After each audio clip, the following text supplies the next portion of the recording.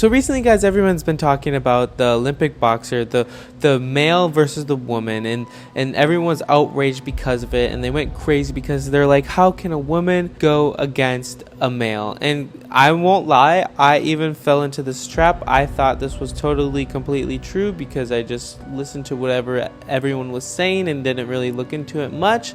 But now there's been a lot more research coming out and showing that it may not be exactly cut and dry as you seem. So we're going to get into this video and make sure to watch to the end so you know how to answer these questions. Let's get right into it. Going to get any more controversial. One of the most controversial and yet the most confusing stories of the year has taken over the conversation. But the confusion is justified this time because this is a wild story that took so many unexpected turns that no one saw coming. Alright, so this all started off following a female boxing match when the Algerian boxer named Deont Khif dominated an Italian boxer so badly that the Italian boxer was forced to quit in just 46 seconds into the match, yelling, "This is unfair." And almost immediately after the fight ended, clips started going around on social media claiming that the Olympics was now allowing trans fighters to fight this year and that the Algerian fighter was a biological man posing as a trans woman. Within a day, this claim traveled all across social media, becoming one of, if not the most talked about topic on X, especially after Elon Musk, JD Vance, and JK Rowling tweeted about it. And as you can imagine, several conservative commentators found it flat out disgraceful. And even I was inspired by this situation to make a tweet about biological men fighting women in sports. So at this time, everyone seemed to think that this was a politically driven situation, serving as a clear example of how wokeness and the political progressives are ruining women's sports and putting female athletes in danger. People were demanding a public apology for the Italian fighter, but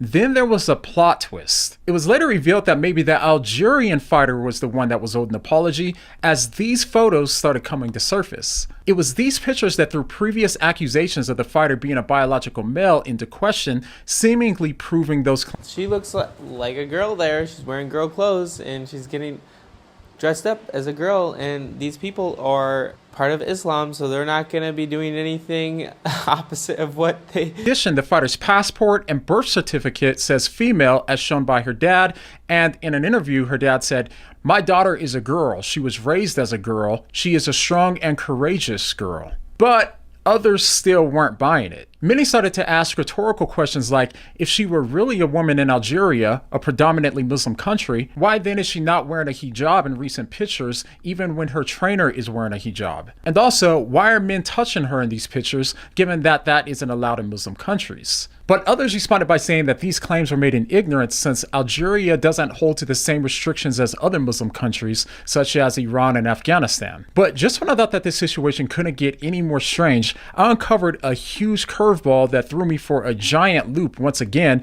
making it even harder to get to the truth. Oh, it was in the midst of all of the confusion going on when it seemed that the sex of the fighter was finally confirmed when the vice president of the World Boxing Organization told a Hungarian newspaper that it's been known since 2022 that the Algerian boxer was indeed a biological male. He further confirmed this by informing that the fighter was previously disqualified from the IBA due to this, and that the fighter initially appealed, but then withdrew from the appeal process. And it seems like this withdrawal was likely because appealing would make their health records public. And in addition, on page 9 of the IBA's rule handbook, they clearly state that a woman is a person with XX chromosomes, and anyone with XY chromosomes is not eligible to compete. Still, many took this to say that the Algerian fighter's testosterone levels gave them too much of an advantage. But in response to this, the International Olympic Committee responded by saying that there's never been any evidence that the fighter even has XY chromosomes and didn't have elevated levels of testosterone. And in response to this, the WBO vice president also said, the problem is not with the levels of Khalif's testosterone because that can be adjusted nowadays, but with the result of the gender test, which clearly revealed that the Algerian boxer is biologically male. However, he also said that the results are confidential. And in addition to this, he also said that he reported this to the Olympic Committee, but they never responded. And once again, in response to this, the Olympics said that there's no evidence to suggest that the fighter was a man, and they had no reason to keep the Algerian and the other female fighters suspected of being a biological male from fighting. Part of the confusion surrounding this story comes from the fact that these sorts of conversations can easily be driven more by political ideology than facts, and we all have a natural proclivity to want our view to be confirmed, and we look for anything to justify our bias. This is what led to articles from those like Vox reporting on this situation by claiming that discrimination against trans Olympians has roots in Nazi Germany. Yeah. But before we get to the rest of the twists and the turns that were uncovered, I want to make it clear that it's not just us. Reporters have huge incentives for biased reporting. So that's crazy. And I think, yeah, that really boils down to what he was saying is like, we all want our view to be right. We all want something to pop up to just prove our point, to help us get our point across, to help us win our argument, to help us say, I told you so. I told you this would happen, and everyone is super upset because of it.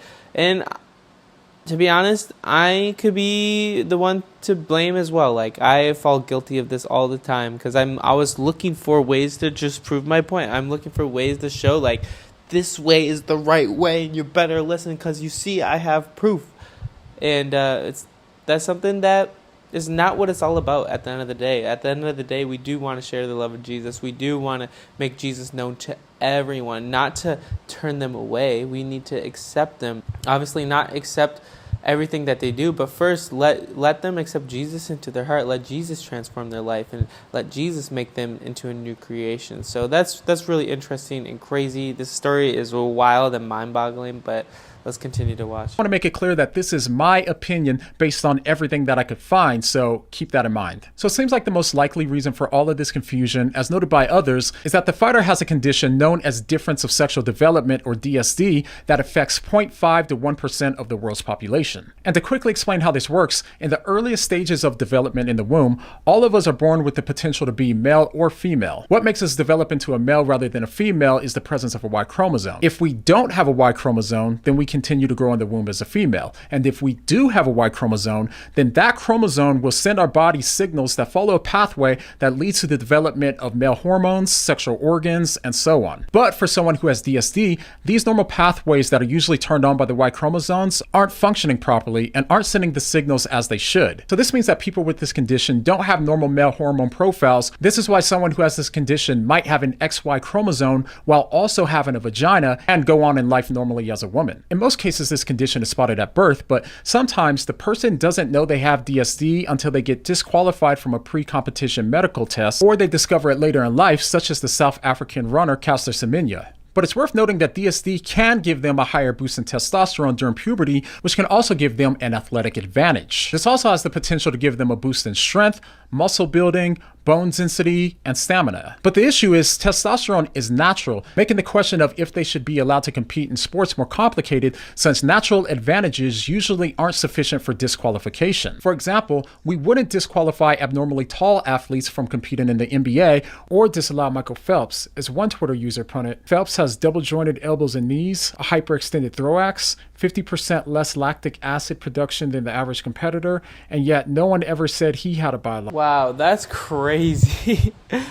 That's wild. This story is wild. And like, obviously, people might want to use this to be like, you see, I told you, people are born, what if they're born both? Like, if they're born male and female, they have both parts or whatever, but really, that's 0.005% of the population. With this being said, it's also important to note that we can't tell the level that the DSD has impacted someone without knowing their detailed medical history. So when it comes to this Algerian boxer, I've constantly seen people talk about the fighter's medical details, such as saying that they have 5 ARD, male genitalia that's been developed internally rather than externally, among other things. But the reality is they have no idea what the details are. None of us do. We don't know the details of the fighter's medical records and likely never will since it's not public. But all of that aside, the underlying concern that people have with a man beating a woman in female combat sports is legitimate, and it's one that I've been vocal about as well. We need to protect our women and keep our athletes safe. However, when so many people suggest that Khif is a man that's willfully deceiving people by pretending to be a woman so that way they can beat up women,